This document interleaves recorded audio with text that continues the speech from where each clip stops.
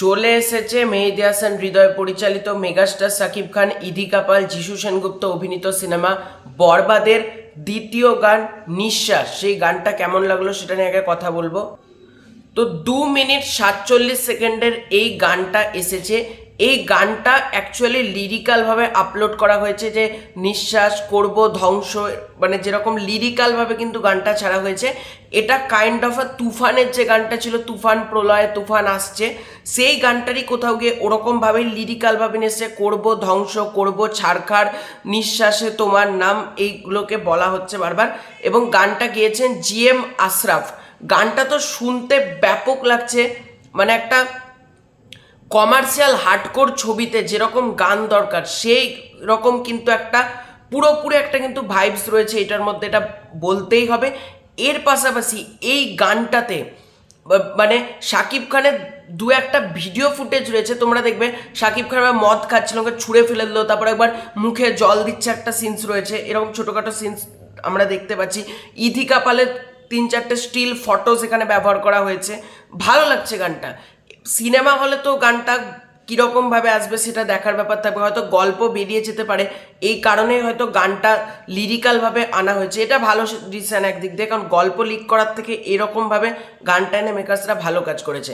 তবে এই গানটা কখন ব্যবহার হতে পারে সিনেমার মধ্যে, আমার যেটা মনে হচ্ছে যখন ইদি কাপাল মানে নিতুর চরিত্রটা যখন মারা যাবে গল্পে, তখন হয়তো যখন বলছে না করব ধ্বংস ছাড়খাড় তোমাকে খুঁজে না পেলে, এই লাইনটা যেটা বলছে গানটার মধ্যে, তোমরা যদি গানটা ভালো করে শোনো, ইদি কাপাল কিন্তু আর বেঁচে নেই। মানে শাকিব খানের চোখ মুখের এক্সপ্রেশন দেখলে তোমরা বুঝতে পারবে নিতু ক্যারেক্টার কিন্তু মারা গিয়েছে।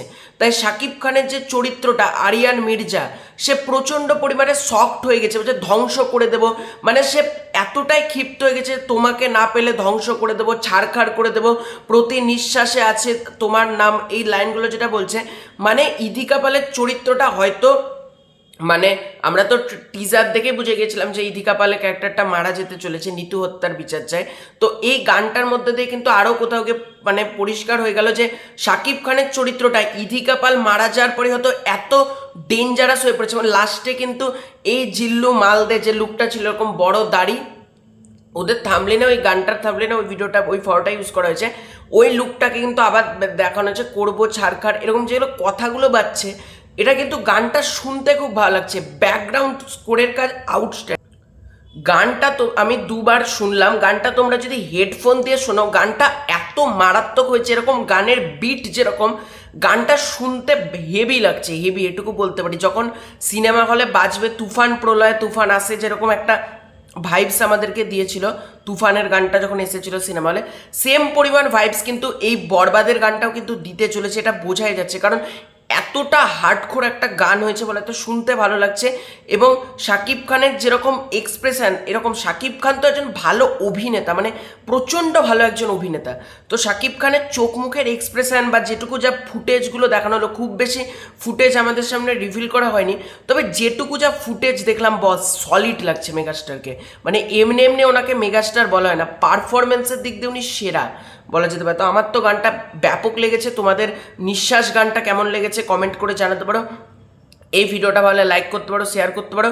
চ্যানেলে নতুন থাকে চ্যানেলটা ডেফিনেটলি সাবস্ক্রাইব করে দাও। খুব শীঘ্রই আছে নতুন করে ভিডিও, ততক্ষণের জন্য বাই।